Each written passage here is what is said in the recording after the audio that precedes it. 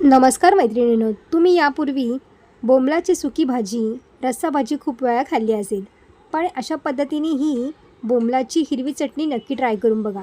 तर त्यासाठी इथे मी 10 ते 12 बोंबील कापून घेतलेले आहेत। त्यानंतर आपल्याला तव्यावरती हे भाजून घ्यायचे आहेत आणि 5 मिनिटे याला पाण्यामध्ये ठेवून स्वच्छ धुवून घ्यायचे। त्यानंतर मसाला तयार करायचा आहे। मसाला तयार करण्यासाठी इथे मी लसूण, मिरची आणि कोथिंबीर याचं वाटण तयार करून घ्यायचं आहे। त्यानंतर इथे मी तवा घेतलेला आहे। तव्यावरती आपल्याला तेल घालायचं। तेल छान गरम झाल्यावरती यामध्ये आपल्याला वाटण तयार केलेलं घालायचं आहे। त्यानंतर कढीपत्ता घालायचा आहे आणि त्याचबरोबर आपल्याला 2 मीडियम साईजचे कांदे बारीक कट करून घातलेले आहेत, ते सुद्धा घालायचे आहेत। त्यानंतर टोमॅटो घालायचा आहे। सगळं मिक्स करून घ्यायचं आहे। चवीनुसार मीठ घालायचं आहे, हळद घालायची आहे आणि त्यानंतर मिक्सरमधून आपण वाटलेली बोंबीलसुद्धा यामध्ये घातलेली आहेत। सगळं मिक्स करून घ्यायचं आहे, आपल्याला शिजवून घ्यायचं आहे आणि आंबटसाठी ते मी आमसूळ किंवा कोकम याच्यामध्ये टाकायचं आहे। चटणी आपली खाण्यासाठी तयार झाली आहे। नक्की ट्राय करून बघा। व्हिडिओ आवडला असेल तर लाईक, शेअर आणि सबस्क्राईब